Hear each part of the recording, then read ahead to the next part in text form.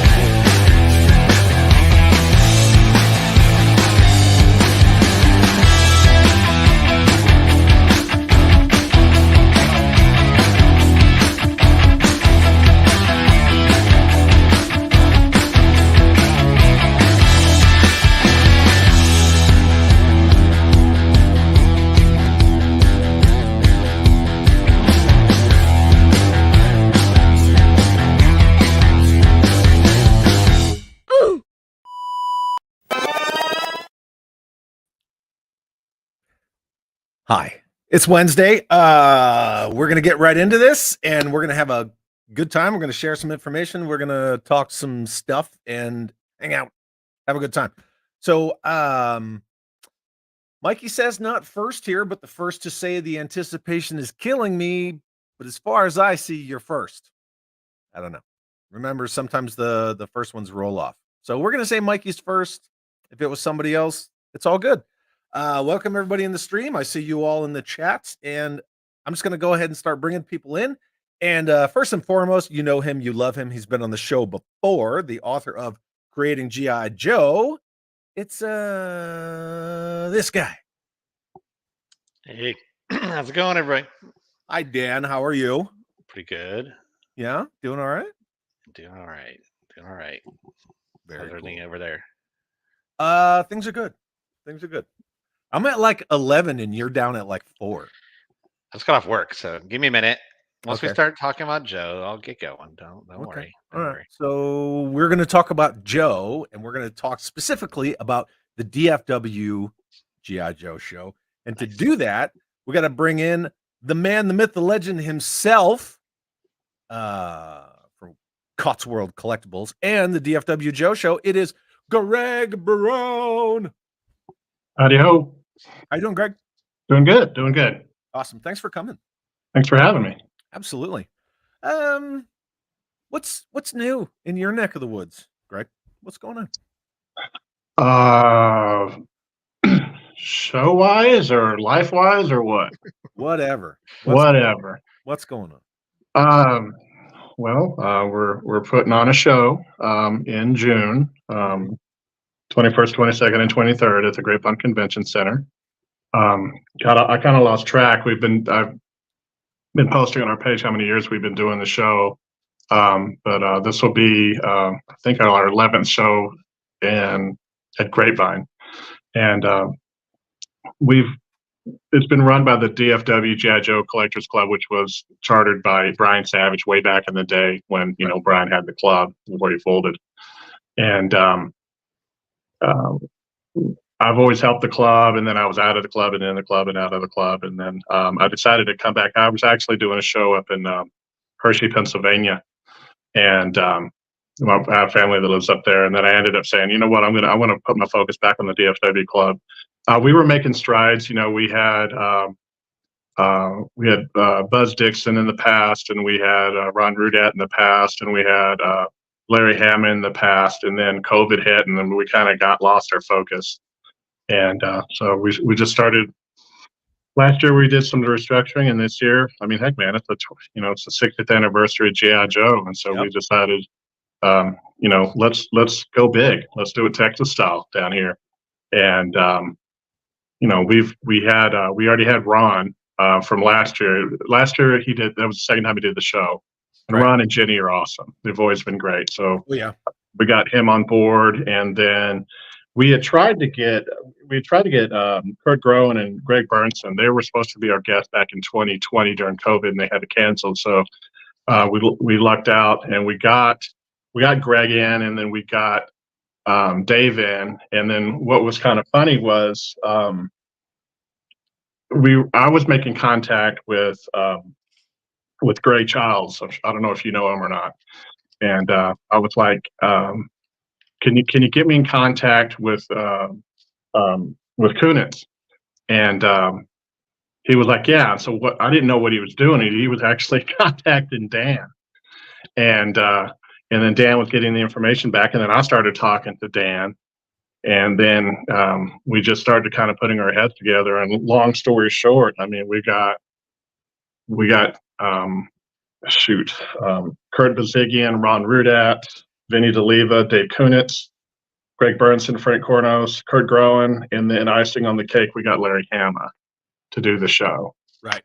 And we're super pumped about it because the one thing that I've always maintained was I've always enjoyed as a collector. A lot of people think I collect mostly 12-inch, but I grew up collecting 82 onward. I mean, I've got all 155 issues of GI Joe from Marvel.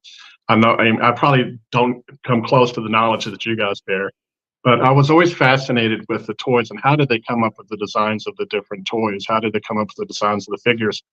And I got a little bit of a taste of that getting to know Ron, since he was so much immersed within the very beginning of it all.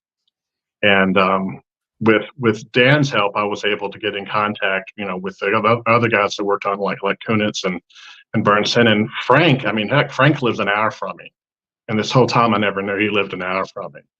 So, and that's what I wanted to do with this show. It's like, yeah, you can collect all the toys and everything like that, but man, just to get to know the people who design this stuff and get the story behind the story and learn about what was their thinking behind it, what was their inspiration behind creating something. Because I mean, guys, let's be honest, all the original guys from 64, they're gone. Yeah. And so I think it's great that people like Dan are chronicling the information from these people, and storing it and having it for future people to look at. But I think it's also great to have these people and appreciate them while they're here and do that. And I mean, there's a treasure trove of these guys because I mean, they worked in the 80s. So, but that's what we wanted our focus to be for this show. We wanted to focus on the 60th anniversary of GI Joe, which is what we plan to do. We're going to have Daryl DePriest talking about adventure team concepts that ever came to be. Right. Steve Snowball is going to be doing Super Joe. Dan's going to be. It's going to be a megalithic, I would say, symposium of it'll be a 2-day symposium with all the guys that I just mentioned. And then the one thing we're going to do, and thank God Dan already had the work on it, was doing about the Hall of Fame.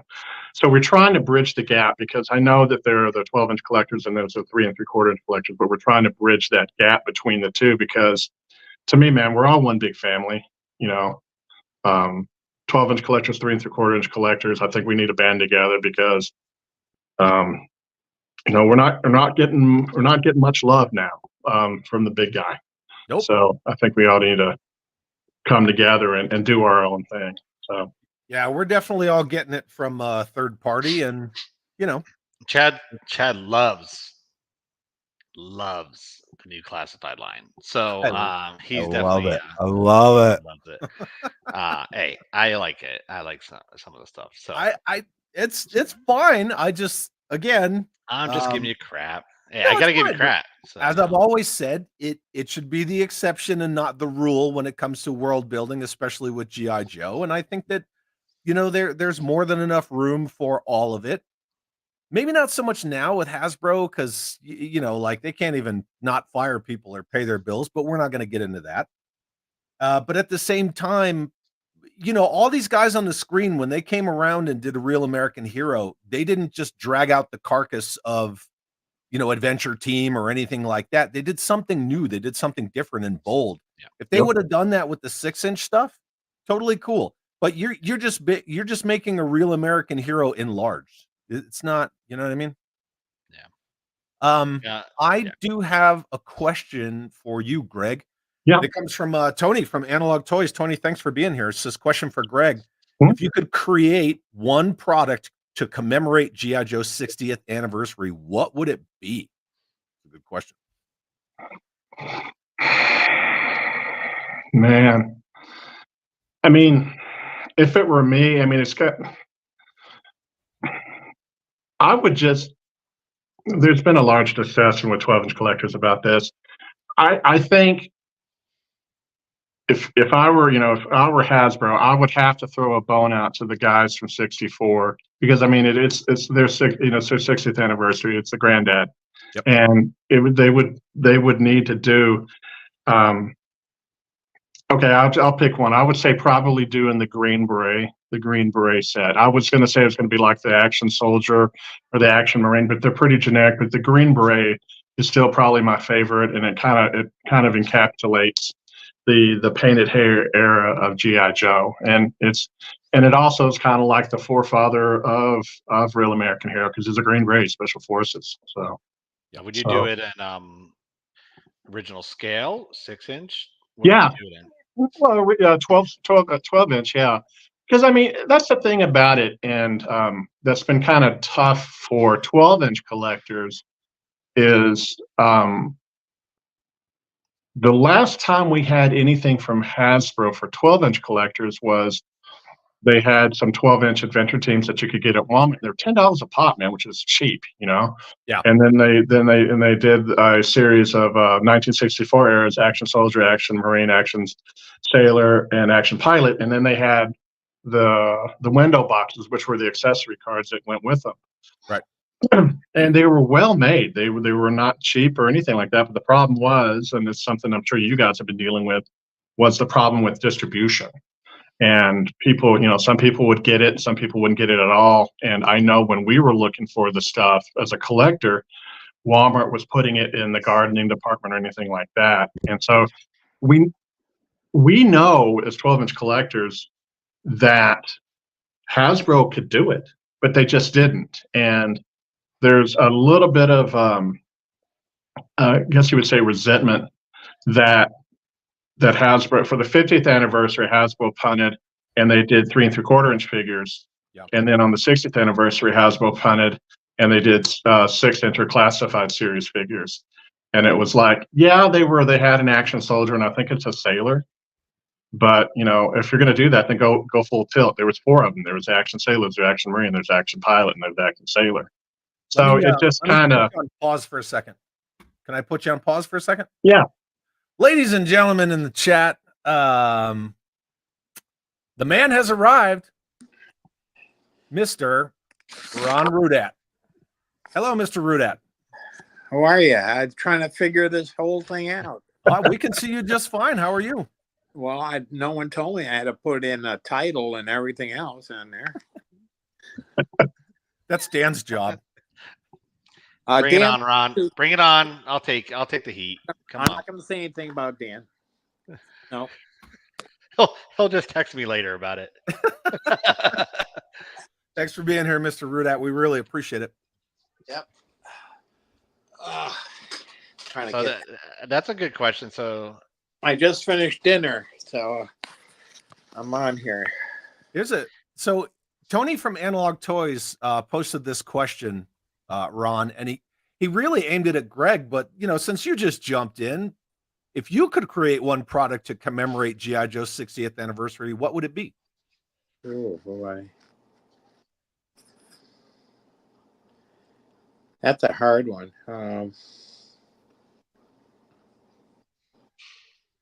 I'm not really sure. I have a The tank? what? Positive. The Mobat? Smaller? Yeah. Smaller. I don't know. It's a pretty broad question. I mean, I would like to see be cool. Like, what if you had like a 3-pack set? You had a 3 3/4 inch like grunt, the 12-inch, action soldier, and then maybe even like a 6-inch, either the new 6-inch grunt or a mixture of between grunt and the action soldier as one. Like 6-inch style. So that way you get all sizes, and I mean, yeah, you leave out some eras, but you get at least all 3 sizes per se. That'd be Maybe not cool. Super Joe, but Super Joe can. Well, maybe if they do another 6-inch grunt, they could take the Graves name off the body armor if he's going to be used as a army builder. Yeah. But that's just me, right? Because Grunt has a very rich history in the story of GI Joe, and I think to market him as an army builder it's not very fair to Grunt. But I'm a Grunt, and so I feel very strongly about that. But Tony says, "Oh damn, that's a great answer. Love the '60s Green Beret." Very cool. David Andrews says, "The man, the myth, the legend, the coolest line of toys. Welcome, Mr. Ron Rudat." All right, so That's all right. that's okay. We're just going to move on.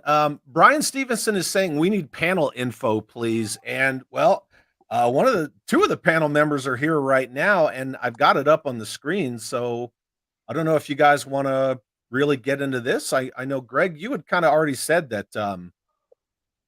You brought all of these legends on because it's the 60th anniversary of GI Joe, and Right. I don't know if you want to expand on that. Yeah. Basically, we have the panels down. We just haven't formally announced them yet. I was on vacation last week, so I'm a little bit behind. But the Saturday panels are going to be. We're going to do.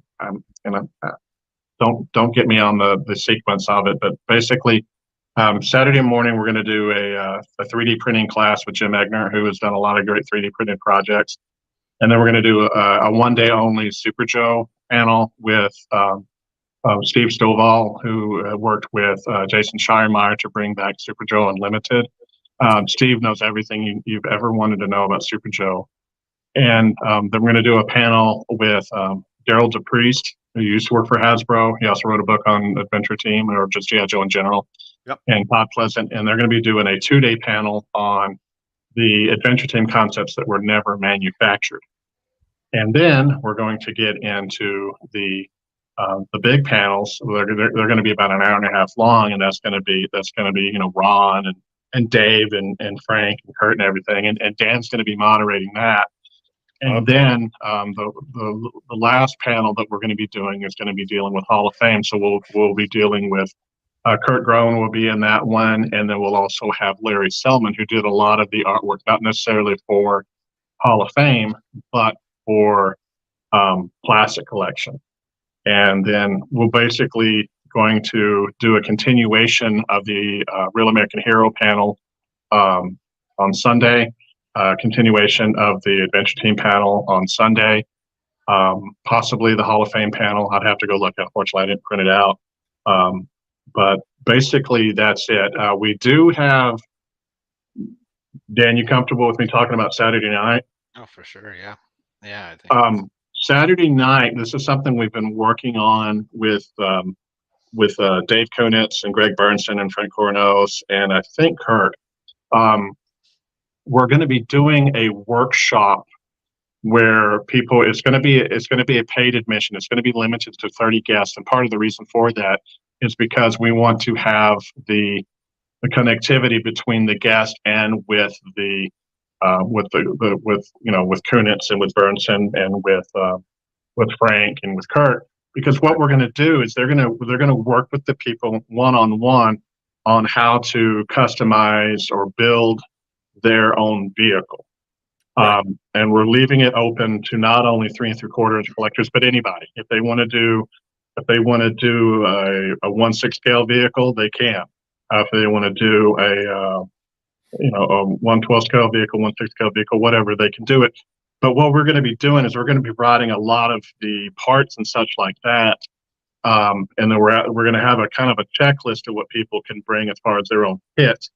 but for those who come who can't bring their kit with them, we'll be providing kits as well.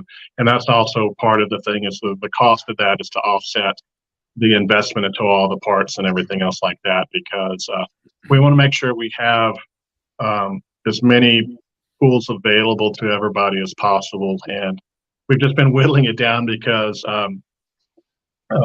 Dave gave us a humongous list, and it was like, man, we're going to have to kind of scale it down a little bit, because it was like, yeah, that would be a hell of a workshop, but I don't know if we can have a drill press in a hotel room.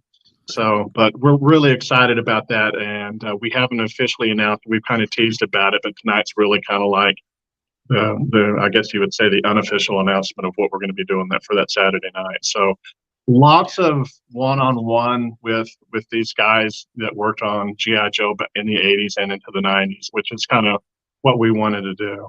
So, and I have to say, as someone who's been into Joe since '82, since A Real American Hero launched, I was born in '74, so I missed all the older stuff. But just to see all of these guys together in one place, it's amazing as a fan.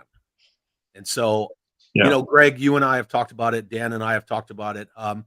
Ron, you and I have talked in person a few times, but just to see all of you together again, like that's the dream team. That's everybody. To include Gerald DePriest and, of course, Larry Hama. But it's amazing.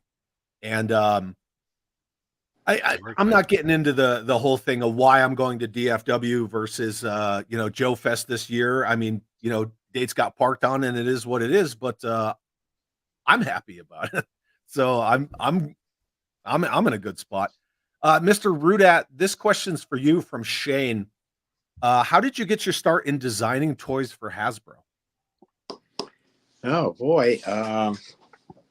Well, I was hired by Hasbro in 1971 when I graduated art school. And I ended up in their art department. And I was doing like correctional work and also directions on different products and stuff like that. I worked on Weebles, and I forgot what the other products I worked on. But after about 7 years, R&D, research and development, asked for me to come over to their side and work for them. And that's how I got into some of the design work. Basically, and then I was the only person that did any kind of figure work. Like, I didn't go to school for figures or anything like that. I'm self-taught and everything. And in about, I don't know what it was, 1979 or something like that, I tried to get GI Joe back into the Hasbro line, and at a presentation I presented a rough truck in olive drab and put GI Joe labels on it. Well, that got one of the marketing managers, Bob Prupus, that was in the back of his head too, is bringing GI Joe back, and we didn't want to bring them back as a 12-inch figure, and we knew that Kenner was doing very well with Star Wars figures, and so they decided to go with the 3 3/4-inch figure to match the Star Wars figures. Right. And actually, we didn't even think GI Joe would take off at that size, but after the first year, it was unbelievable. We started going like crazy.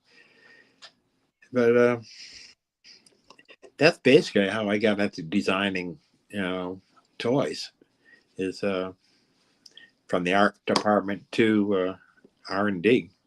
So That's awesome. I didn't go to school for designing or anything like that, except artwork. So okay, can I share something real quick? Share my screen real quick. Yeah. So here, Ron, you may appreciate this. Oh yeah, is this it? No, this is something else. Oh, okay. Let's see. Okay, while you're finding that, let me There hit you some go. super chats really quick. Jeff W, the best mullet in the business, sends a $5 super chat. Thank you, Jeff, and says they could make 60th anniversary special multi-packs with one classic figure in 12-inch, 3 3/4, and 6-inch. Pick a few like Duke, Cobra Commander, Destro, Snake Eyes, etc. I absolutely agree with that. Like, if you're going to do a 60th, like, celebrate all 60 years. Yeah, that'd be cool. I dig that. I really dig that. Thanks, Jeff. And one more super chat from my good friend who likes to pretend like he doesn't love me to death, Ryan Laserpants from over on the 3POA, and says, hello, gentlemen, and me. Yeah, he's sending all the love to the three of you. Okay, Ron, this is from Dan. So in case anybody wants to know what Weebles are, this is Yeah. here's a little bit of a picture of what they were. I think the top right one's a prototype of it, but Weebles wobble, they don't fall down. That's right. Yeah, That's somebody true. said that in the comment. Yeah. Actually, one of the Weebles is my son, Tristan. oh really? His initials are on the Weeble. That's cool. Yeah, Shane said it. Weebles wobble, but they don't fall down. Yep. I thought you didn't appreciate that, Ron. Very Wow. cool. Hey, now I can see people. Ooh, look at this. From my good friend Suka, who's actually been I'm not even going to say it. I'm not going to say it out loud, Suka, but you know what I'm talking about. Play testing something. Can we get that SK Omega line? I love those designs. So I've talked to the guy who was in running that, and Ron knows Jeff. You're talking about Jeff? Yeah, I'm talking about Jeff. So Yeah. I've been pushing him for years. Yeah. It's been getting more active. Every time SK Omega posts something, I share it to death. There's a lot that was done, and Ron was part of that project. And yeah, I'm always talking to Jeff as far as coming to fruition, and Yeah. we'll see. Nice if it did come through. It did. It would. Did some figures for that. Yeah. They got pretty far, and it got pretty far along too. I know they have paint masters or at least sculpts of the 2-ups, and Yeah. yeah, it's a beautiful line, and some of the artwork was beautiful. Guy Cassidy was worked on it as well. He had a really fun couple play sets that he had done. Yeah. So I will make sure that he listens to this. Oh, please do, because every time I share anything SK Omega, I get dozens, if not more, of messages like, what is this? You know, a lot of people who are either new to Joe or got back into Joe, they weren't around in that time frame, and so they're very interested. Like, what is this? These designs are awesome. So yeah, I mean, it's what, 2010? Yeah, I think it was 2009, 2010. Ron is right around the time I had met Ron and started talking to him. He was working on this brand. You know, at the time I didn't know what it was, and I met those guys in 2010. Yeah, so. We met at Joe Fest in Providence. Yeah, JoeCon. Yep. Mm-hmm. Yeah. Mm-hmm. Robert's Infinite Realm says, I didn't realize Ron Rudat worked on 2 of my favorite toy lines, Weebles and G.I. Joe. There you go. And wrestling figures. And wrestling. And wrestling figures. And a few others. Greg, this one's from you, for you, from Rachel Salinas. Formulating words is hard today. Does Cotswold have a storefront? No, we don't. But we do tell people that if they want to, because we're a mail order, if they want to come visit us, just contact us and try to schedule a time. And because we're a warehouse, but if they come and schedule a time, we can make sure that they can go shopping. But we don't have a storefront. That's still cool though. Yeah, it's fun. Thanks for the question, Rachel. And then World Made of Cardboard is asking, is there one G.I. Joe toy or concept you would like to see made again today? And I'll throw that to the three of you gentlemen. There's plenty of concept. Now, I guess the better question is, yeah, okay, so an existing. So there's a lot of concepts. I mean, I've seen that I would love to see made. As a figure, one of my favorite figures was a character by Stealth Fighter, which I featured in one of the prior books. Yep. Which a couple Mark of us talked about last week. Yeah. So Mark Pennington designed it, and then Bart Sears did the painting for it. It's a really cool character, in a ghillie suit and stuff like that. So, What about you, Ron? Was there anything that you designed that got left on the cutting room floor that you would like to see be made again? Not really. A lot of the stuff they got. Well, I have a commander in chief at one time, and that got kind of squashed. you want to share who that was, Ron? Huh? I said, do you want to share who that was? No, that was Ronnie Reagan at the The time. Gipper. Yeah, and he was going to be the commander in chief of all the GI Joes. I just thought that they needed somebody higher up there, and that's what I was thinking at the time. Right now, I don't know if I would do that. So, What about Lotus Steel or Pythona? Were those? nah, I didn't really care for Pythonas. I don't know why it even continued like it did. And who's the other one? Lotus Steel. Lotus. Yeah. I don't know. That one doesn't strike me very much either, Yeah. The girls that I did do, I mean, Another Baroness. yeah, I liked every one of them. Scarlet and Baroness and oh yeah, Baroness. others. Maybe a redesigned Baroness. How about of an existing character? Yeah, I mean, somebody keeps posting pictures of their Baronesses, and I'm just driving me absolutely crazy because who wants a Baroness with big boobs who can't get around,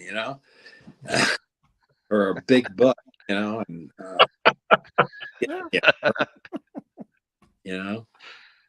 Greg, what about you? Is there one Joe toy or concept you would like to see made again today? Well, there was one that was made later on, but it was never made in the 80s. And I really never kind of jived with the one that they did recently, but the character Shooter from the comics, you see kind of Shooter on the side. And I remember when I was reading that, and I know it was an homage to Jim Shooter, but right. I was kind of hoping that they would be coming out with a sniper to be joining the team, in 82 or 83. And so the fact that they never really fleshed out that person, or never introduced it, kind of bummed me out because I've always enjoyed, throughout my life and collecting stuff. I've always collected sniper figures.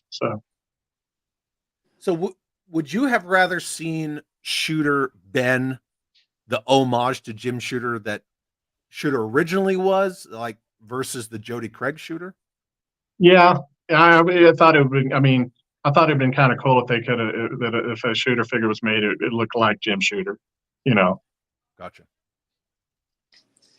Yeah, I would have liked to have seen a Jim Shooter version of Shooter, and just like with Dial Tone, it went from the brother to the sister, and from to me of that, it would have to have been someone after me who worked on it, but no, I didn't even have a thought for that because he was comics, and right.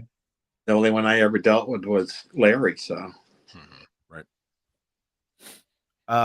Jeff Butler is saying, I met Ron and his wife Ginny at DFW last year, and they were so kind. We're nice people. Oh yeah, absolutely. I can attest to that. They are very nice people.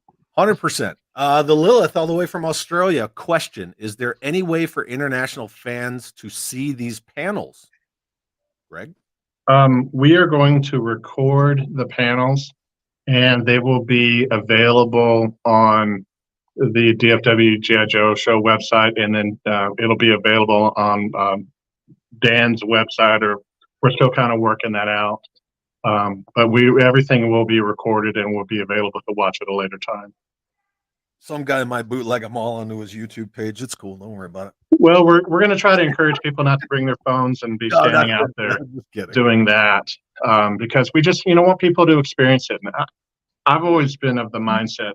My wife bought a video camera when our kids were born, and she wanted to videotape everything. And I was like, man, just live in the moment, enjoy the moment.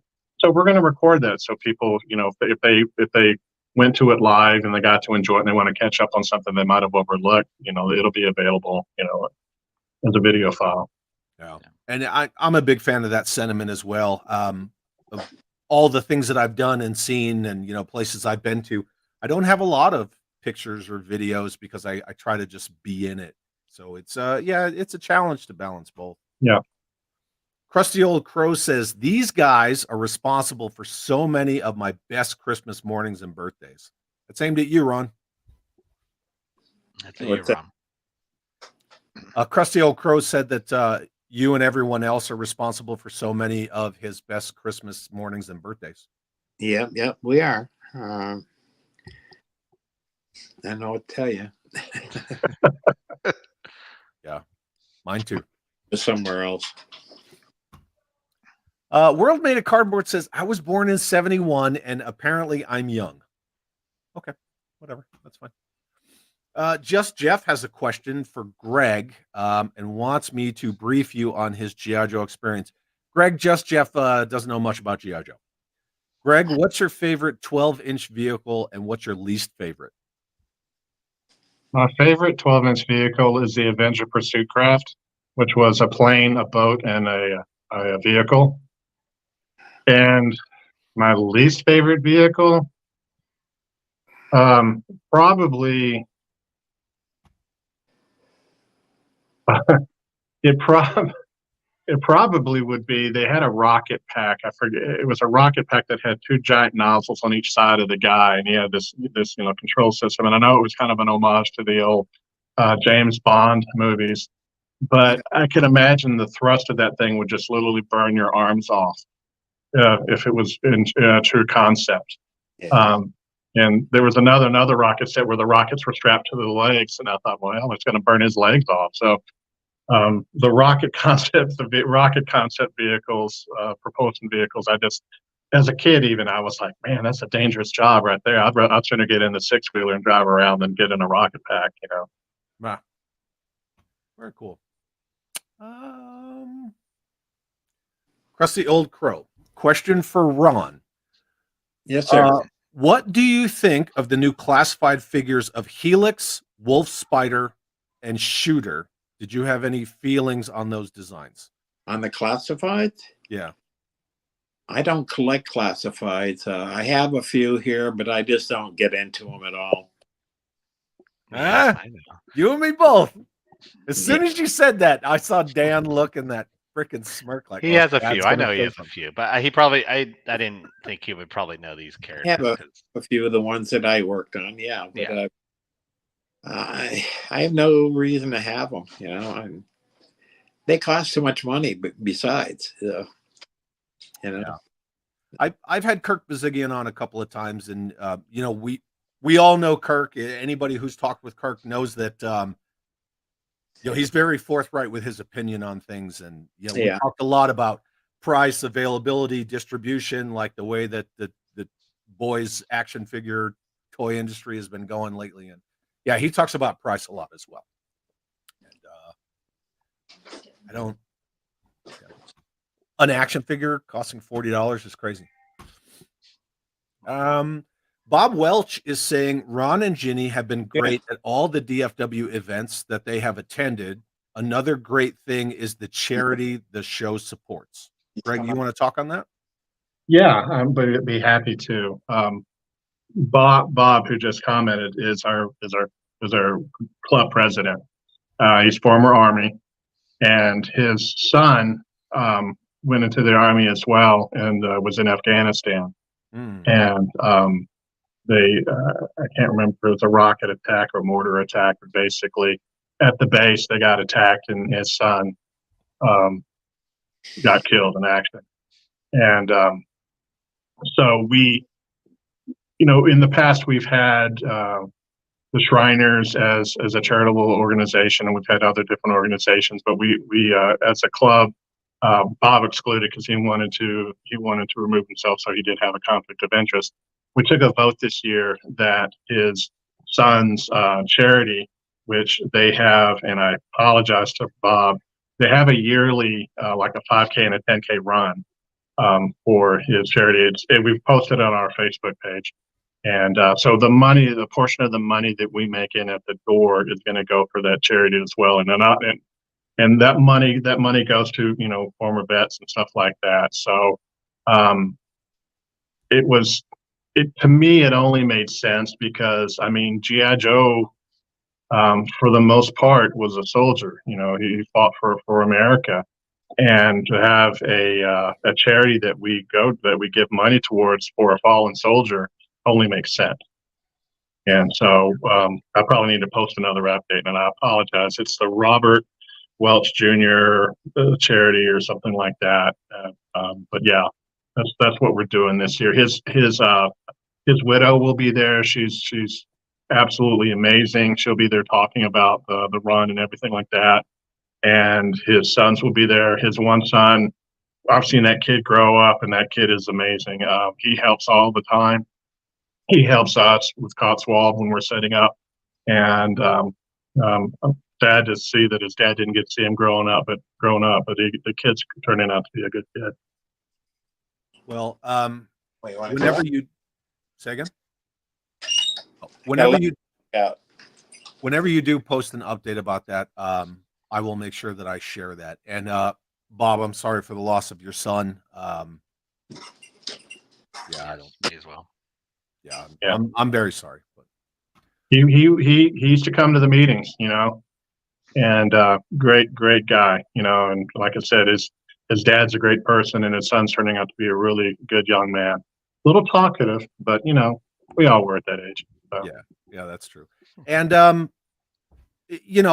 also agree that I think that charity it's very apropos for such an event. And I've told Ron in person, I've told Kirk and anyone else that I meet from the GI Joe team, what GI Joe did for me from 1982 to today, shaped my entire life. That's why I joined the Army. So yeah, I can totally understand it, and I think that's rad. So we will definitely help spread the word about that charity as much as we can. So let me know. Thank you. I appreciate it. Sure. And Bob, thanks for the awesome comment. Checkpoint Alpha, Ron, this is for you, says that's probably my page. I find a lot of artists that love big-breasted Baroness. Yeah. Changing the mood. I don't know. Raw Talk Real Deal. I had to star this. How does the panel feel about the Hooded Cobra Commander boycott nonsense by Hasbro? Also, if given the chance, if asked to come back by Hasbro, would you bring back the O-ring? I think the second part was for you, Ron, and I think the first part was for everybody. But yeah, this topic's right up my alley. So I don't know what to feel the way it's they have the articulation in the figures now. I'm not sure if the O-ring is appropriate, but if we went back to the way the figures were originally, I think the O-ring is just fine. Just have to find an O-ring that is strong enough and to hold for a long.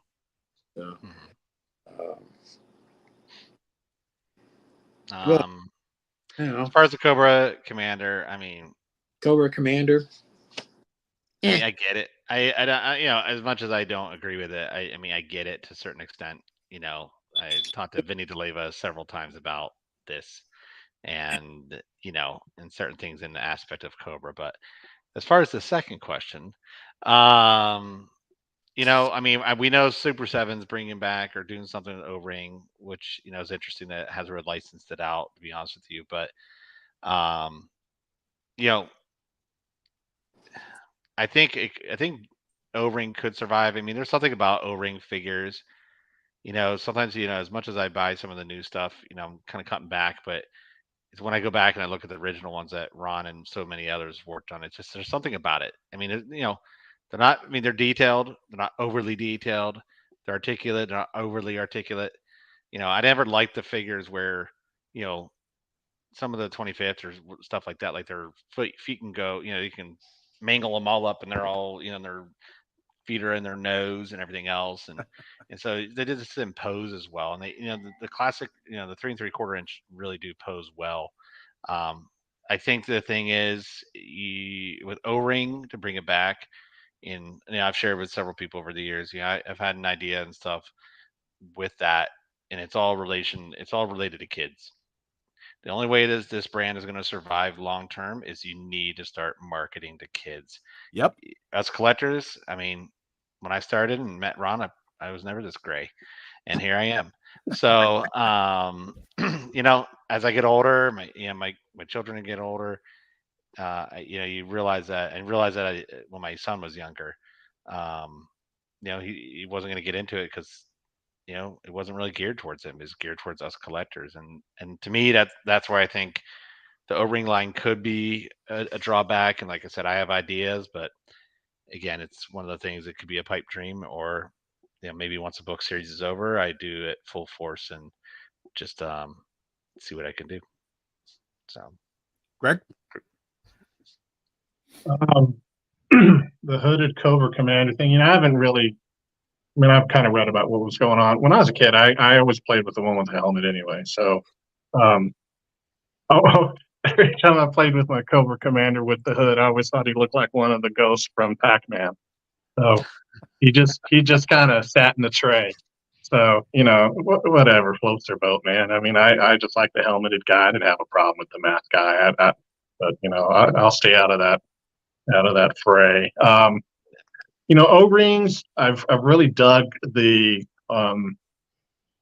O-ring resurgence. I've been following, like Jason over at White Elephant, and then Troy and Vukovic over there with Call Sign Longbow, and then I forget what's that one heavy. Is it heavy armor toys? He's been doing some really cool O-rings, and the reason I like it is like, if they're in that same family, you can just put them on with your vintage figures, and it's kind of like a continuation. There's kind of a vibe with that with Star Wars collectors, that there are smaller shops that are doing 5 POA figures that look like they would have been exactly how it would have been from the 80s and the 70s. They're doing the older 70s style, and they're doing the 80s style with the different capes. But I do agree with Dan. You have to find an appeal not only for the collector, but you have to find an appeal for the kid, and have something that they like. My son, he's 20, 21 now. When he grew up, he liked Sigma 6. Some people hated Sigma 6, but my son loved Sigma 6, and that appealed to him. So I think you have to, if you're going to continue that on. I mean, I know we've got guys that are coming of age that played with Classic Collection and Hall of Fame, and that was their exposure to GI Joe, and they're going to be entering to the fray. But in order for us to keep that fire alive, we definitely do have to create something that will appeal to kids. If it's O-ring, great. If it's not, what will it take? But there has to be something there, And I think affordability too. Yeah. I think, Bob Prupus, that was one of the things, and Ron, you can attest to this if you remember, but I mean, from what Kirk has told me and Bob has told me, like, that first year, they wanted everything under $100. Now I'm not saying with inflation, I understand I couldn't probably do it now for $100, but it has to be reasonable to today's age as far as pricing goes. Even like Valor versus Venom and Spy Troops and all that. I think we were paying what, $6 a pop back then for those. And and I wasn't upset, because I mean the original ones were what, $3 to $4.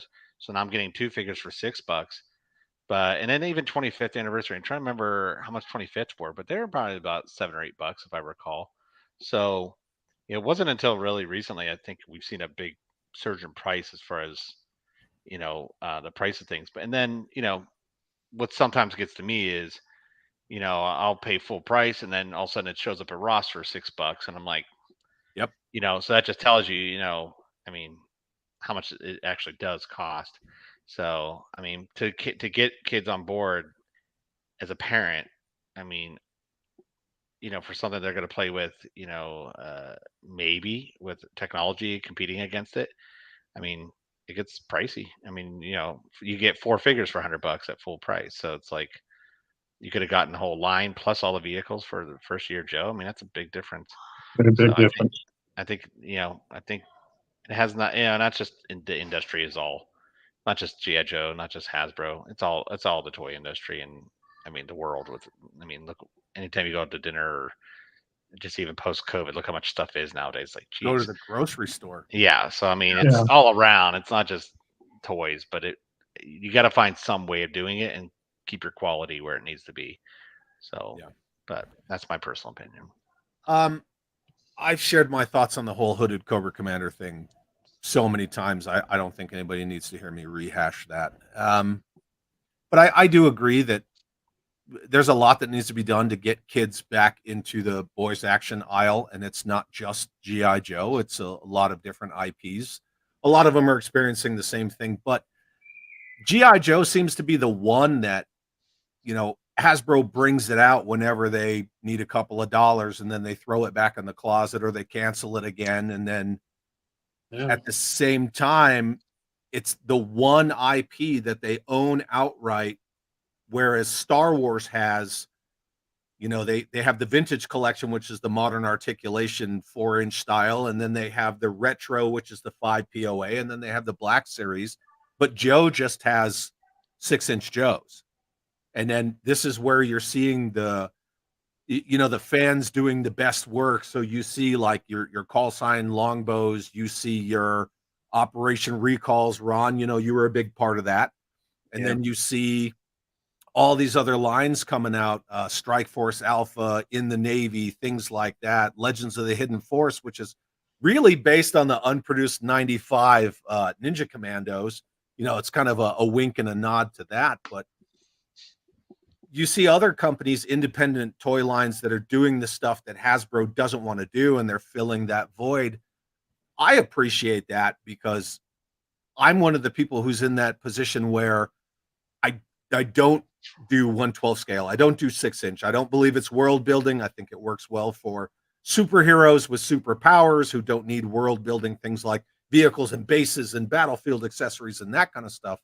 But when you just do that for Joe, you negate all the other stuff that involves playability that kids are going to gravitate toward. And then you take the lifelong people like me and you basically say, hit the bricks.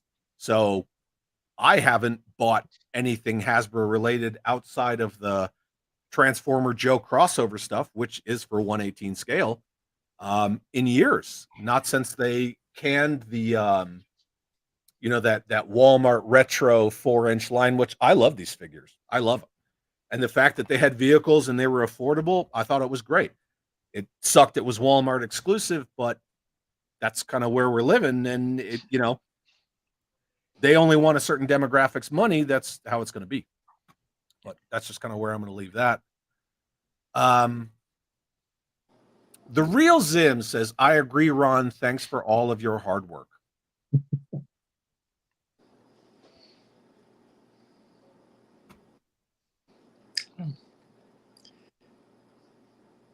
That's for you, Ron. Just thanking you for your hard work on Joe. I'm trying to read the caption. I'm on my. I was on his phone. Gotcha. Understood. Yeah. Thank you for liking what I've done. I'm going to have plenty of it at the DFW show. Yeah. And just come on by, stop by and see me, and we'll see what we can do. I got to get another one of your Cobra logo drawings with your signature because I gave my last one away on a live stream. Yeah. Ron, you're all prints there too, right? You're bringing prints? What's that? You're going to be bringing prints as well, correct? I'm going to have about 16 different prints. Wow. Okay. Nice. And I'm actually they're at the printer right now. I've got 5 different prints I got to get extras of because I'm going to a show this weekend. Nice. Very cool. Impossible Pie. And I sort of touched on this already, but Impossible Pie wants to know, what does everyone think of all the new custom third-party O-ring military lines? To include Operation Recall, Call Sign Longbow, all those. I think it's fun. I mean, I think Kickstarter has really allowed, and that's why I pushed the SK Omega, because I'm like, you didn't have a Kickstarter back then. Yep. And I try to encourage them, like, you could do this via Kickstarter and just see how how it goes. But I'm It a would fan go of them. crazy. And that- Again, Carson Metaxas is trying to get figures that will continue, like the 3 3/4 inch figures they don't make anymore. So basically, Carson wants to get more figures out to the guys to go along with their GI Joes, and I think he's doing a fantastic job of it. I'm still working on some of the stuff, but yeah, he's ready to do a second year of those figures. The great thing about it is it's from you guys. Your ideas brought Op Recall figures to life. It's not my design, and I mean a little bit of my design, a little bit of Mark's design, but the idea of that figure came from all you guys that are out there, and that's pretty neat, that he's doing that. So, but he just wanted to make more room for Joes and their old figures, Skeletron too, I think, has done an excellent job, especially with like the story that they're building Longbow? with Skeletron. Oh, Skeletron. Yeah. Well, Larry Hama's he's doing all the bios and everything, just like the Joe figures. Yep. Yeah, it's pretty much a true continuation. Greg, what do you think? What are your thoughts on that? You're not really much of a 3 3/4 guy anyway, are you? It's really funny. I mean, I still have all my original Snake Eyes, including that ugly blue one that I still don't like, the black and blue one. I think I kind of have to continue. To me, it's a continuation of something that 12-inch collectors have been dealing with. Is that I still believe that it's up to the fans. The fans to continue the tradition and the legacy of the figures, because it's their love for it and everything like that. And it's been going on for years with 12-inch collectors, and I'm glad to see, with Carson and Ron and the group they're doing their thing, and then with Call Sign Longbow and with Strike Force Alpha and all these other guys that are just getting out there and keeping that fire burning. Yeah. I love it. I've been picking up some stuff here and there. I'm not much of a 6-inch guy. I will get a 6-inch guy if it's something that I like. Which basically, I bought a Firefly. I always loved Firefly. I just thought he was a badass. I bought it from Dan, and then I've got a Grunt figure that I kind of get for posterity's sake. But no, I like seeing what the fans are out there creating, and that they're keeping that torch alive, because I mean, right now there's kind of unless you want not classic collection, unless you want classified, there's not really a whole lot of options there, No, different generations, Right. Yeah, I like the 12-inch figures myself too, and I've got a few here at home, but they're not Joes, they're Street Fighters, and I don't know, a couple other things, but yeah, 12-inch figures are kind of neat, just to see them and look at them, but I believe if you're a Joe collector, you're gonna want to collect everything GI Joe, not just the 12-inch, not the 3 3/4, and not the 6, but all of them. If you're a true collector of Joe. My man cave, I have about 95% of Adventure Team complete. It's the stuff from '76, which was the last year that we don't have, and then I've got Super Joe, and then I've got Action Man from over in the UK, and then, like I said, I still have my Terradrome up in the attic, and I have my figures and such like that. My friend Matt Stevenson cherry picked a few of them off of me, but I had the flag. Love that thing. God knows where I'd put it right now, but I like to kind of what Ron is saying. I mean, it's like I've got the Hall of Fame. What was it? 30th anniversary Joseph Colton figure and 12-inch and both and 3 3/4 inch shit and stuff like that. And then I put together my own October Guard. In fact, I ended up buying like a 3-wheeler from, hopefully on a Ruffle Feathers with Leonard. Had a 6-wheeler from Leonard that I had my October Guard in because I thought October Guard was a cat's meow back in the day. I did the exact same thing. I've got that same 6-wheeler sitting up on my October Guard shelf, and I just put Toy Hacks October Guard stickers on it and called it good. Yeah, exactly. And so I'm 52 now, so I'm kind of at the age where I'm just kind of picking stuff that appealed to me that I liked as a kid. And like I said, I mean, Grunt was always my favorite. Snake Eyes was my favorite till he turned blue. Firefly was my favorite. Repeater, all those guys. If he had camouflage, I was pretty well buying them, and that's what I would make my squad. I mean, I'm surprised they yeah, and I think I asked you this. Did they do it? I don't think they've done a 6-inch version of Footloose, have they? No, not that. No, I don't know why. I love the guy. Leatherneck. Kudos to Ron on that one. It's on there, but yeah, if it was camouflage, I was doing those guys. So now I'm just at the age now. I'm just buying stuff here and there just to kind of put into my museum per se. You just kind of blipped out of existence for a second. And then came right Chad's back. playing It was like weird. musical chairs here with the pictures. I mean, as a completist back in the day, I mean, I had, all the 82 up till 2018. Then I had Hall of Fame. Then I had Classic Collection, a couple Sigma 6, not much, but a few. And then I think I've shared this before. I mean, there's just so much. So I had to start unloading post 2000 because there just wasn't a connection, to Greg's point, getting older and, Classic Collection, I kept what I like. There's a sentimental tie into that as well, with my aunt, and then with Hall of Fame, there's a sentimental connection with my mom, so those are really close and dear to me. And that's what I'm looking forward to, like the Hall of Fame. We were going to do that at a panel at HasCon, and we didn't get a chance. And, between like Kurt Groen, Vinny DeLeva had a big part of that. Dave Kunitz actually did the Jeep for that line. I know Greg was big on that. Ron, were you part of Hall of Fame, the 12-inch line in 92, 93? When they brought the 12-inch G.I. Joe back? They had the Talking Duke originally from Target. Were you part of that at all? I don't think I was. No? Okay. I Hall don't of Fame, remember. well, the 12-inch figures?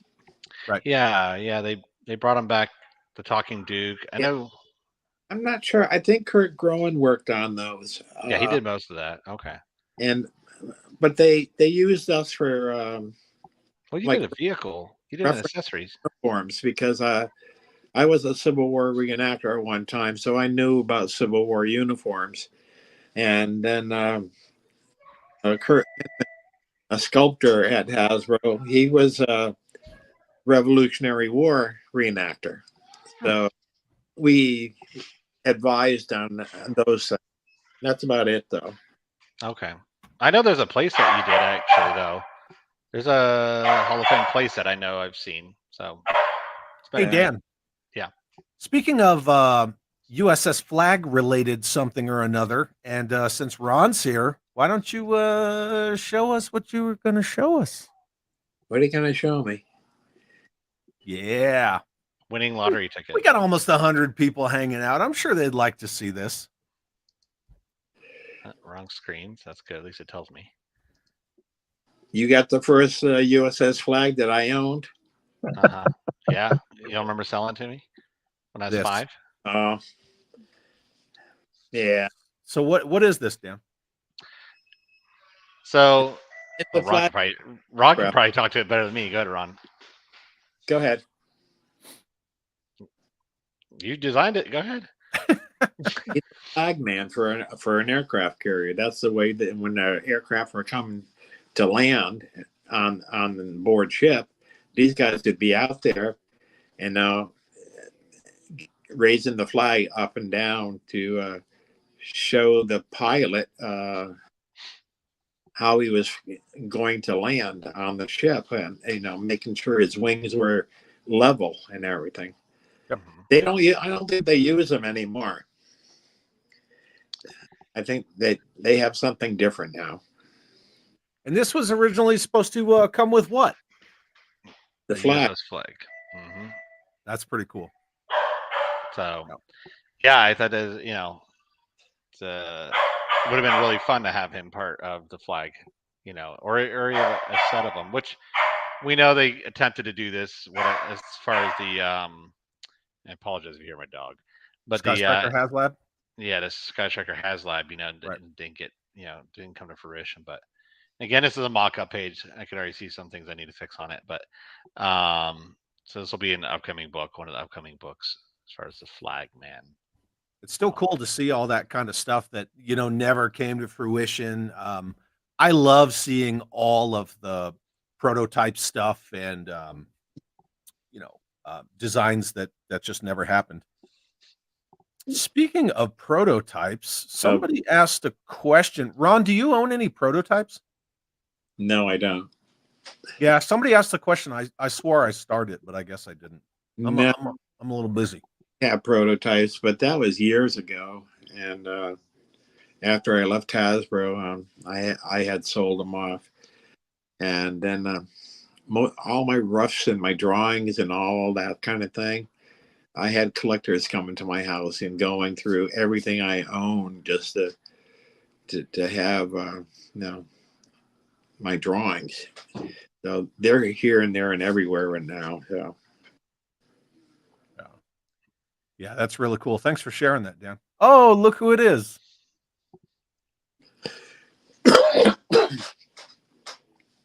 Nice. Speaking of the devil. Yeah. Ron, you want to talk on some of these drawings? It's awful hard for me to see them. He's on his phone, so it might be hard. Yeah, no, fair enough. So I can share a little bit if you want. Go ahead. Will you, Dan? What's that? He'll remind me. So if you see that bottom image, what's interesting to me is that bottom image there. There's different renderings that he is working with the Cobra Command. And originally, Cobra Commander was the guy on the left, to our left, if you're looking at the screen. And then the Trooper was in the middle, and then Officer is over to the right. But as you can see, there's a note that says Commander pointing to the helmet. And so that's something probably Kirk Mazigian would have written on that, essentially saying, hey, when they did a lot of these sketches, as you can tell, some of these things up above, Kirk would go in and somebody else potentially, that maybe Prupus, but I know Kirk for sure, would go in and notate, I like this head, this arm, this leg, this color, this emblem, whatever. And so, to me, that's a historical piece, because that's really like when the decision was made, like, hey, this is Cobra Commander's head. Right. Got that red this is pen. what we're going to use. Yep. Ron loves that red pen, don't you, from Kirk? You like what? I said, you love that red pen from Kirk, don't you? Oh, he's a pain in the ass. Ouch. I knew he'd say that. So, I mean, here's some cool still doing it. I'm working on recall. He's still doing it. Oh, that's yeah. That's why I'm saying that, because I know you mentioned that he's marking up your current stuff. So, here's some cool stuff about Destro. I just pulled up some pages from the book just to kind of share out. But like Destro, I mean, some of these preliminaries are some of my favorites. I mean, they're maybe hard to see on the screen here, but there's some really Are those cool shields? Yeah, it's like it's War Master shield. So it's like the W and then the M underneath it. If you look at so yeah, his original name was War Master. So that's the original dossier for him that Larry had written. So well, Larry had written after I did the figure. That's something people don't realize. I did the figures way before Larry saw them, and then did the bios from that. That is true. Ron, here's a question for you from Impossible Pie. What gave you the idea to do Zartan and the Dreadnoks? Well, the idea for that, I guess I was reaching a little bit from the movie Road Warriors, and that's where I came up with the the dreadnoughts, and I guess there had to be one leader of them, and that's where Zartan came in. As far as the changing armor on his chest and everything, that I guess changed its color. That was a Kurt Bazingian idea. He's trying to make it a little different, but yeah, most of that was my idea. That's awesome. And the Dreadnought Thunder Machine as well. Oh, I love the Thunder Machine. Who doesn't love the Thunder Machine? Yeah. Suka says 2007 25th anniversary figures were $5.99 manufacturer suggested retail price if you want to feel sad. Yeah. And then JoeFan84 says, thank you, Ron, indeed, for everything. Low Light is my favorite character. Yeah, I like Low Light a lot too. Low Light is my number one guy. Number one Joe. So I'm right there with JoeFan84. Well, he's a sniper. Yep. Yep. He's always sitting right next to me. I mean, obviously this is the 50th anniversary, but Low Light's always sitting right next to me. So and then Ron, this question's from David Andrews. I already know the answer, but I try to let everybody have a voice. A question for Ron. I have a tin of the G.I. Joe movie. Which characters did you work on for the G.I. Joe movie? And hopefully I can get to see you and have you sign it. He's asking, did you work on any of the live action stuff? No, I didn't work on any of the live action stuff. Right. Wish I could. No, but no, none of them. Larry got posted in the last Snake Eyes movie, but he had a little cameo. But, he did, walking down the street. Yeah, no, I've never been. So. I'll share something cool. I will say this: like we're on, like I said, I met Ron. I first started chatting. I think it was 09ish, 08, 09ish, and I'll never forget when I asked him about the feedback for the first Joe movie.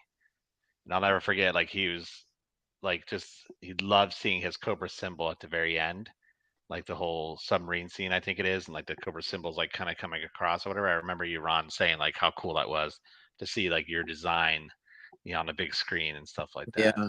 That stuck with me. Cool to see that Cobra on a lot of different designs. And some of the movies too, the G.I. Joe movies where they got the banners hanging off the White House there. Yeah. I thought that was pretty cool. Wouldn't want to see it happen, but No, but the visuals are striking, and to see that in live action is regardless of what you think about the movies, it's still cool to see it. Like to see those banners come down. I was pumped when I saw that trailer. The only thing I fear is someone taking the Cobra symbol and using it badly. Yeah. Maybe one of these groups out there, I don't know, using it for a banner or for something else other than what it was meant to be. Right. Kind of the way that the Punisher skull kind of became that whole similar to a swastika. Right. Yeah. That's what I was alluding to earlier. Right. Had conversations like, all it takes is one time. Yeah. Right. Yeah. And then would you want to be known for that? Not me. No, definitely would not. Hey, Greg. Yep. I'm going to show you some love. Will the Dragoons be at this year's show? Unfortunately, no. It's man. You guys keep asking me the sad stories. Martin Spirit was just people that don't know what the Dragoons were. These were a group of guys that collected and maintained and drove out to events, post-war British armored cars and vehicles. Sometimes some of the vehicles they had were World War II. And Martin Spirit was my point of contact with those guys. And to me, he was truly the heart of the guys.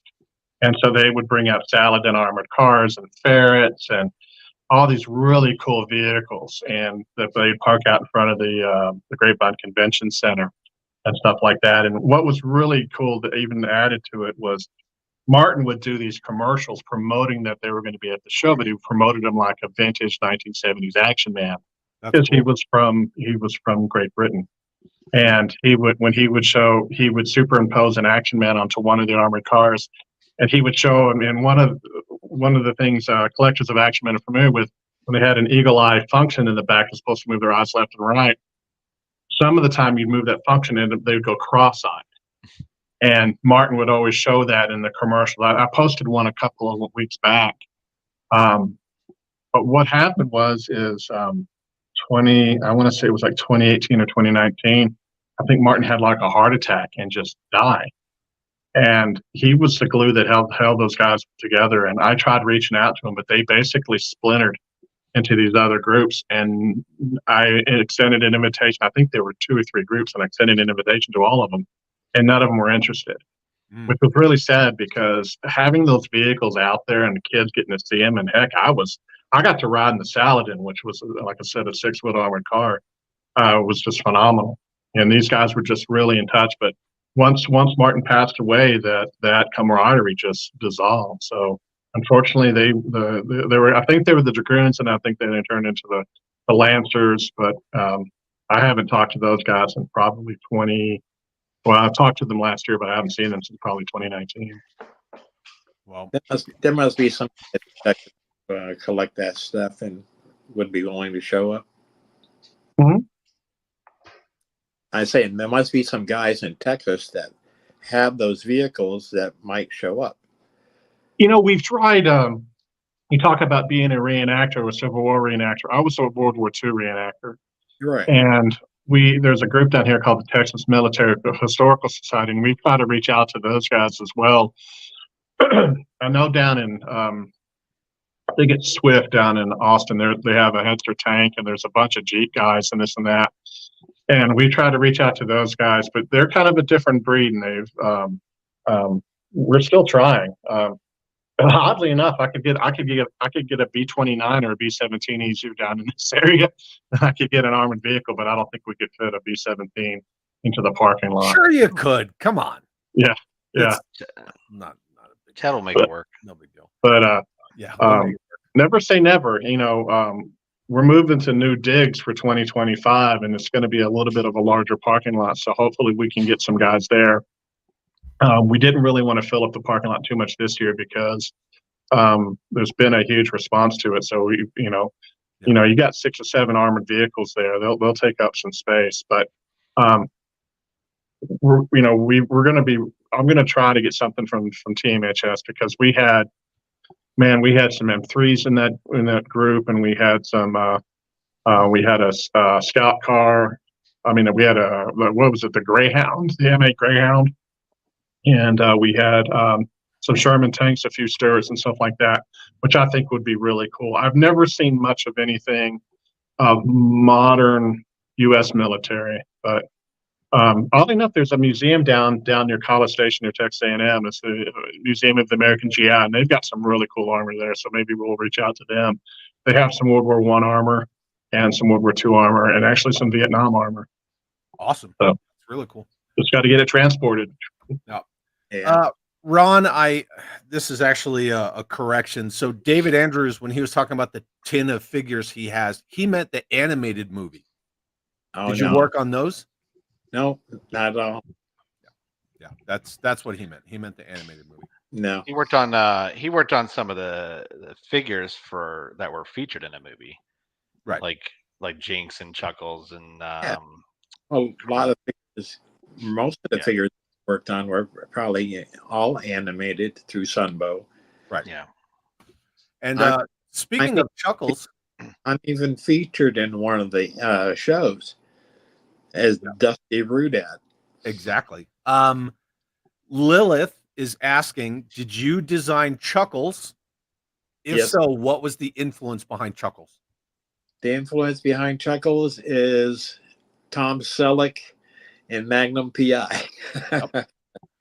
And then Jeff Butler, speaking of Dusty, whose idea was it to put Ron's name backwards as Tater on Dusty? Well, I guess they couldn't put my correct name on the figure. Something to do, I don't know. It's hard to say. Hasbro wouldn't allow it because they maybe thought there might be repercussions down the line, me suing them or something. But they did turn it around and backwards. Right. And that's okay. I don't mind that, because in the animation they say Mrs. Rudat or Dusty Rudat. Right. Yeah. And then this is a first. Jim Smith is watching us from 30,000 feet, flying home from his dad's 70th birthday, which is pretty rad. Wow. Thanks, Jim. Appreciate it. How are we 70,000 or 30,000 feet up in here? Yeah. Are we as enjoyable in the air? I don't know. Yeah, Either way, that's pretty cool. HGC is asking, Ron, did you do the design for Crankcase? And if so, thanks for making Crankcase look like my father did as a young man. Oh yeah, I remember your dad. No, I just, yeah, whatever. You designed Crankcase? Yeah. Yeah. So HGC has very fond memories because that's what his dad looked like when he was in the 2nd Armored Division. Oh, okay. Which is pretty cool. There you go, Chad. What's up? Oh, did you throw something else up? Oh, Crankcase. Yeah, there he is right there. Ta-da! Yeah. Yep. Yeah, that's George Woodbridge drawing there. Wow. Very cool. Thanks, Dan. Dan's got all the good stuff.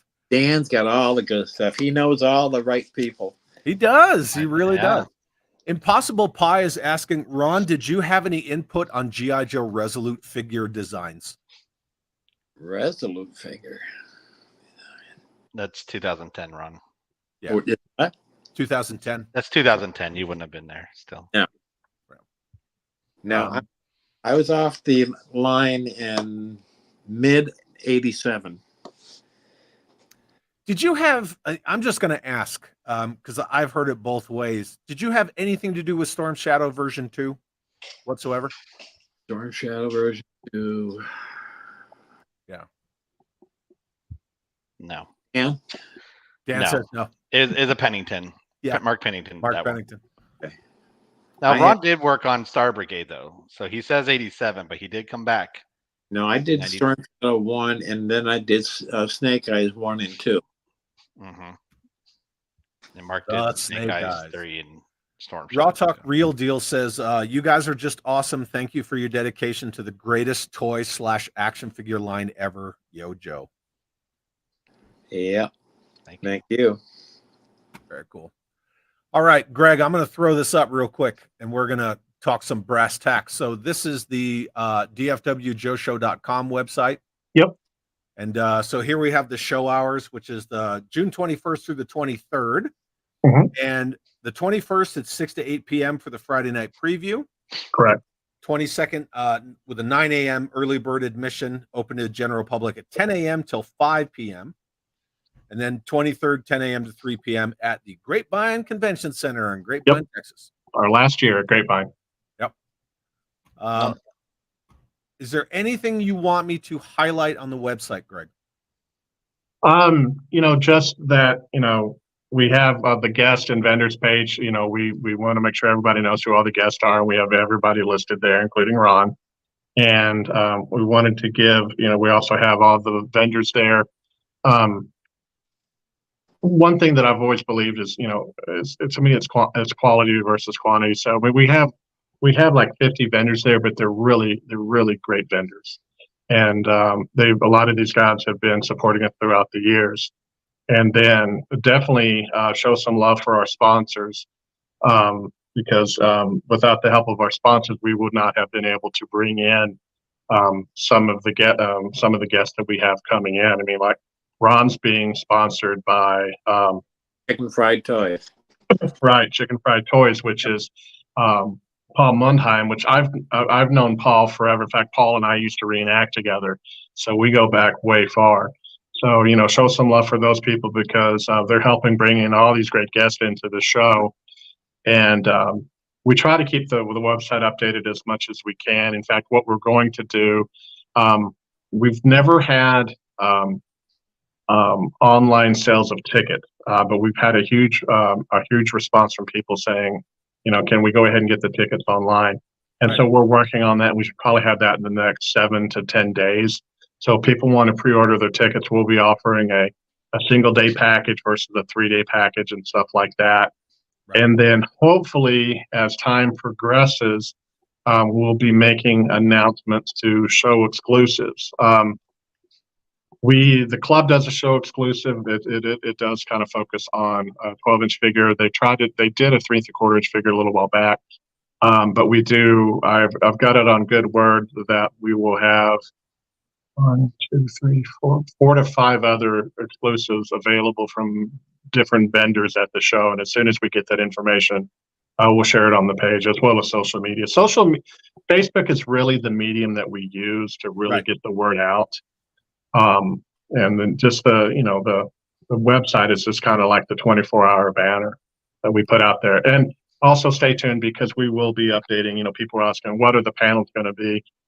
Dan signed off on the ones that we're going to be working with. So we'll be posting the panel calendar up there for people to be able to go to. And all the panels will be at the show at the Grapevine Convention Center. So people will be able to shop. And then if they want to, they can go to the panel and we'll be making announcements for the different panels and having it posted and such like that. So I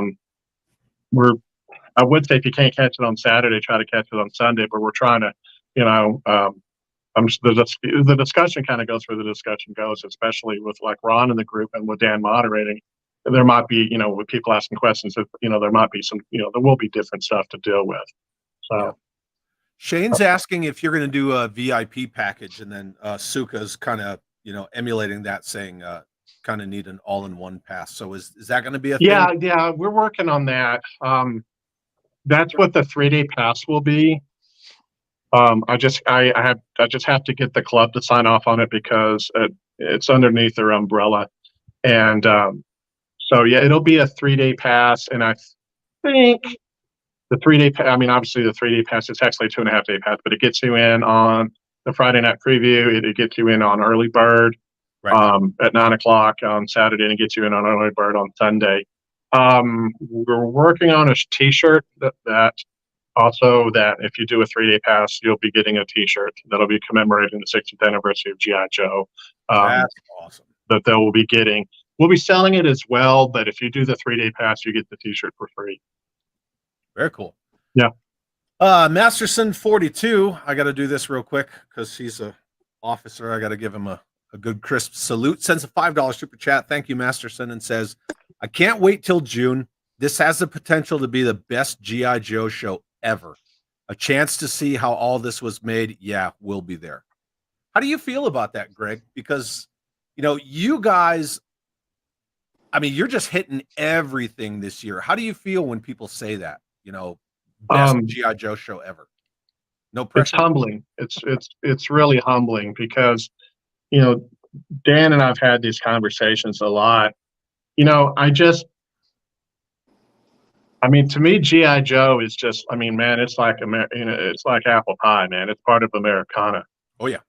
And I grew up with Adventure Team and then Super Joe, and then I finished it off, with G.I. Joe, and then I went off to college, and then I came back in Hall of Fame. So I just keep going back to G.I. Joe, man, and I played with Star Wars. Don't get me wrong. I love Star Wars and I love Master of the Universe and stuff like that, but G.I. Joe has always been there. And, the first G.I. Joe show I went to was Brian Savage's show in '98 in San Antonio. And I made friends there that I'm still friends with today. And I got to go to a lot of Brian Savage's show, and I got to become a friend of Brian Savage. And he's in Fort Worth, so I really got to know him. So I really modeled a lot of our show and the future shows after Brian's model. And to me, it's a family reunion, man. I've got friends I've known for 20 something years that are GI Joe fans, and I just met a new guy, a couple of days ago. We're working on some projects together, and I was like, and he's like, well, this is going to be my first show. And I'm like, great. And what's great about this is we accept friends, people that we've known for 5 years. They're just as welcome as people from, 20 something years ago that we've met. And talking to Dan, I mean, Dan, I'm predominantly known for 12 inch, Dan's known for 3 3/4 inch, but just talking to Dan's like just talking to one of my brothers, Yep. And for people to say that about the show, it means to me that, I'm doing something right. Because you can go online to eBay and you can go online to Hasbro Pulse and all this other stuff and buy stuff, but you're not going to be able to, you got to have to experience it, And that was the thing that I always liked about Brian's shows. When you would go to the panels and you would see Petrucci and Spears and all those guys that we've lost. And, just being able to have all these guys. I mean, this will be Ron's 3rd show with us, and I love Ron and Jenny. They're just awesome.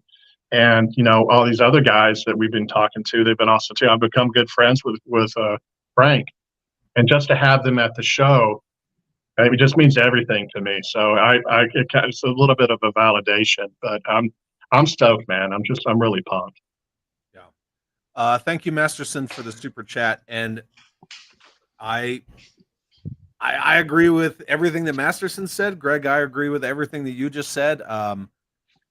I was coming, and this is just a personal thing. I was coming to DFW this year for several reasons. One, because of the date conflict with Joe Fest. It is what it is, right? We've all discussed it with other people at numerous points. Right.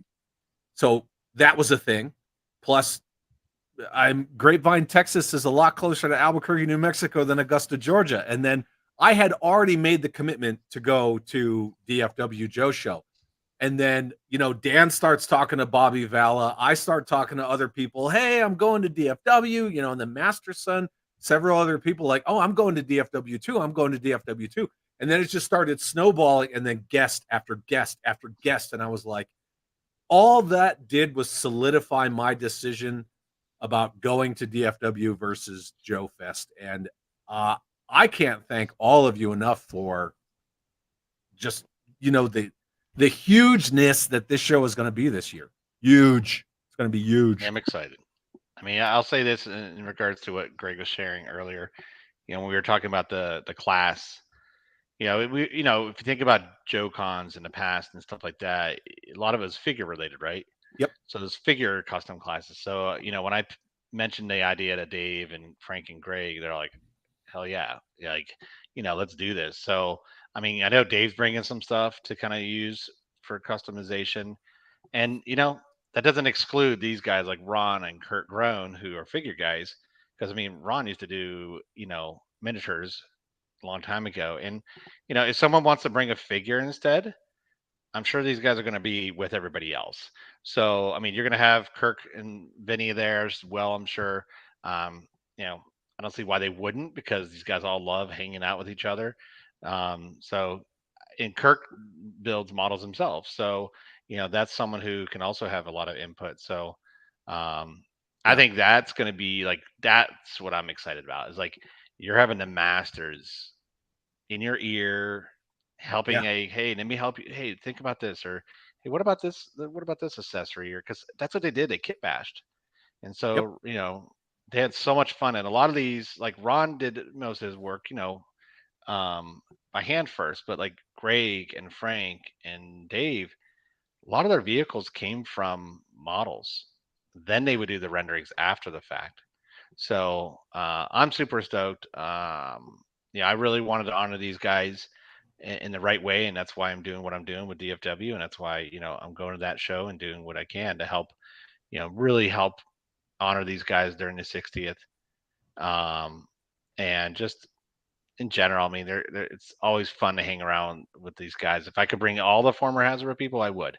It's a little impossible, but I'll plan something else different with them. But I'm excited, and Greg's been awesome to work with, and really collaborative. I will say that about him and the different people that are involved in the show.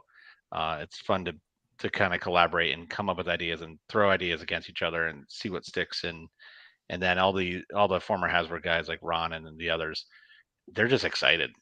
I'll tell you, some of these guys are just stoked about, and they're really excited about that class because now they can show their skills. And I know Dave has shared he built a custom because he's trying to see can he teach this. I think he worked on it for 7 hours or something. He's like, well, we don't have that much time for the class. But so he was going to try to do something and bring shells down, but I think he is bringing some stuff down cool. related to some of the vehicles he worked on. So should be. I'm excited, and I'm honored to be a guest there and honored to hang out with these guys because that's what it's all about. Well, I'm glad you're coming because then I get to see you again and you won't be in Georgia. Yes. So, Exactly.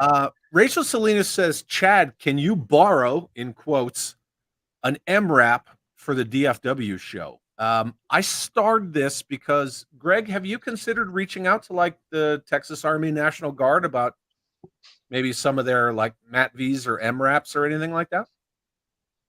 No, we had an opportunity recently. Wasn't this year? It was a couple years ago.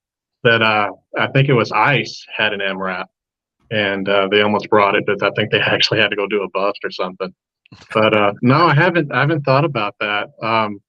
Like I said, I kind of backed off of it because we just didn't know what the response was going to be because of like we were talking about. Everybody was like, I mean, you can literally hear it rumbling, getting ready for this thing. And I just didn't want to commit too much space for the armor for the thing. That'd be cool. It's definitely something I would definitely consider it for 2025 because we will have more parking.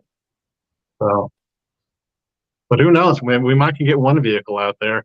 It's just depends upon these guys' time and everything. The weather's going to be good. I mean, the weather should probably be in the 80s, 90s. Who knows? It's going to be June, so it shouldn't be that hot. August is when it gets really hot. Right. Yeah. And it won't be melting weather like Augusta, but yeah, whatever. I love the humidity. Greg, here's one last question for you from Rachel. Yeah. Can you say where the show will be moving to next year? Yeah, it's going to be at the DFW Airport Marriott, which is in the Las Colinas area. Which, if you're looking at DFW Airport, it's kind of to the east of DFW Airport. So the one thing we wanted to make sure of was that we've always wanted to have it at a hotel and a ballroom or whatever. And up till now, we've been having there was the convention center. Grapevine Convention Center has been great, but they never had a hotel nearby. So the hotel is the Hilton Garden Inn, which is a great hotel. You got breakfast and everything else like that, but it's about a mile away. So the DFW Marriott is awesome because it has a shuttle service that goes back and forth to the airport. So if you fly into DFW Airport, they'll come pick you up. I'm not sure if they'll pick you up from Love Field, which is a smaller airport. That's where Southwest flies into. But it has the ballroom is comparable in size to what the Grapevine Convention Center is. But what's really awesome with this place is we will have and I'm not trying to sell the show this year short, but we're going to be able to grow as far as doing panels and workshops in there, and then having after show activity in the hotel. We're going to be bringing back some trivia. There used to be a thing called You Don't Know Joe that we really, really used to love to do. We're going to be bringing that back. Dan would win that. Huh? Dan would win it. I don't know, man. I'm not very good with some of that stuff. They mixed it. I remember we won it one time, and it was so hilarious because it was at the last time I played. It was at the Frisco Joe Con, and it was me and two other guys. It was me and Matt. And Matt's more 3 3/4 knowledgeable. I'm 12-inch. But we had one of my friend's daughters with us. I think she might have been 17. She was spanking everybody, man. I mean, she knew her stuff, and we kind of begrudgingly put her on the team. But man, she saved our butt. We ended up winning. So, Greg, do you want to share out the dates for next year, just so people know next year as well? Dan, you would ask me that. What did I say it was? Unfortunately, my phone I'm using to record. It's like the last Friday, Saturday, and Sunday of June. It's like the 20. I'll find it. 27th, 28th, and 29th. 27, 28, 29th. Of 2025. 2025. I'm gonna Yeah. say it. I'm gonna say it. I know, Greg, you probably don't want me to say it, but I'm gonna say it. You guys heard it here first for 2025 DFW Joe Show dates. If Joe Fest parks on it, I don't want to hear anybody crying about it. So, Yeah, I'm not going to touch that one. yeah, Yeah, well, yeah, no, yeah. I know. Yeah, and then Photo Viper said you can have the Texas Army National Guard tell them they could set up a recruiting booth if they bring some armor. That would be super cool. I didn't think about that, but yeah. They would. They definitely would. Texas's National Guard is massive, and just their combat arms alone, they have a regiment. So they don't have like, a brigade or a couple battalions. They have an entire regiment. Right. Yeah.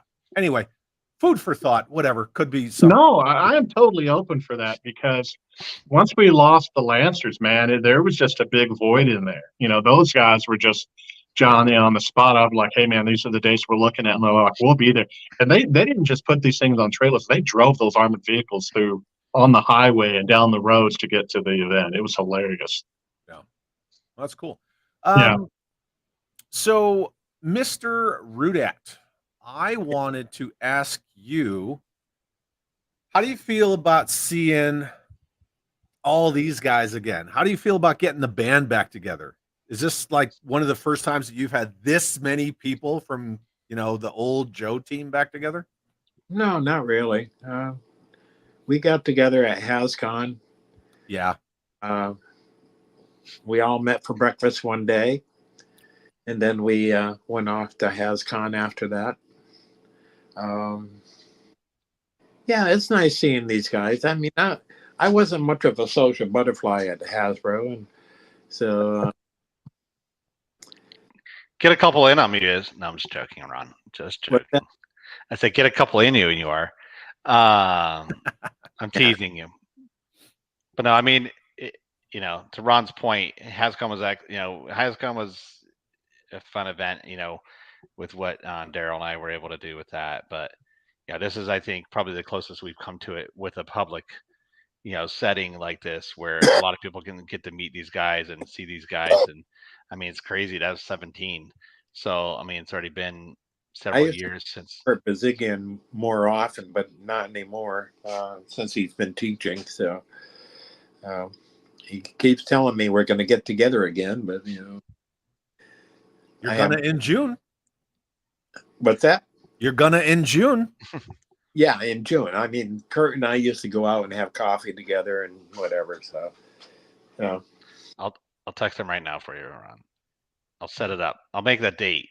You do that, Dan. I'm going to do that now. I'm going to do it for you. You're going to do it right now? No, you better not. Awesome. I saw Kurt up in New Hampshire last year at a show. So him and I were guests up there. So. Awesome. Kirk said, and I'll say this, I mean, Kirk said that a big reason, I mean, he's really turned on by the DFW show was because of Ron's experience. So he did share that with me. Like Joe Show, obviously Ron Rudat, right? You met Ron Rudat at Joe Fest, and Dan. Hello, how are you guys? Hello, good. How are you? Oh, are you muted? No, or am I just far away? Quiet. Oh. The man's always got to pop in. Yes, she's always got to pop in. Hello. Push him out of the way. It's okay. Well, where am I going to go? There's nowhere for me to go. He's in the corner. She's got me cornered. That's true. You'll be crying in the corner with your toys. I do that anyway. When I'm not on camera, I just sit here and I go. I just weep like a baby. Well, nobody puts Chad in a corner. Yeah. She always puts Chad in a corner. I didn't go out to my studio tonight because it's too damn freaking cold up there. So I'm down in the kitchen here warming up. Nice. Well, gentlemen, I want to thank you for your time. Mr. Rudat, I can't thank you enough for joining us tonight to talk about all your experiences with Joe and just, for inviting me. I really had an enjoyable time. Good. I'm glad. Thanks, Dan, for setting that up, for having Ron on with us. Of course. Love it. Dan knows how much I love to do these. Yeah, just like He, yeah. he gave me a lot of crap about Ron and I we banter back and forth, but Greg, it's all in love. enjoy seeing Greg too. Really, really nice person. He gives a great show. And no, I saw you. Where's the other place I saw you? At the Kentuckiana show. At the Kentuckiana show. Yeah. Yeah, I was Had a talked good- to you and talked to Jenny for quite a long time. Yeah, we had a good. It was fun. I thought about going to that, but then I looked at the drive time and I was like, nah, no. I don't drive. Anyway, Greg. Yeah. I am super excited for DFW Joe Show. I know everybody that I talk to is really looking forward to it. And you're going to have a lot of awesome people there. And if you'd like, I would like to invite you back on when I have more people on who are going to be attending your show, if you know what I'm talking about. I'd be happy to come back. Awesome. Thank you so much. Dan, Ron, Greg, I can't thank you guys enough. Thank you for your time tonight. Thanks for having us. Oh, you're Thanks, welcome. man. Thanks, guys. So Good awesome. seeing you, Greg and Ron. Dan, I'm going to let you sign us off. Sign us off. What am I doing here? Sing Happy Trails. Good night, Johnny. Am I going to give a PSA at the very end of this? I don't know. Just sign us off. How do you want to sign us off? Sign us off. Yo. You're supposed to finish it. Anyway, everybody who's hanging out, make sure you hit the like button on your way out and check out all the links in the description, because there's links to all these guys and all their awesome stuff. And have an awesome day.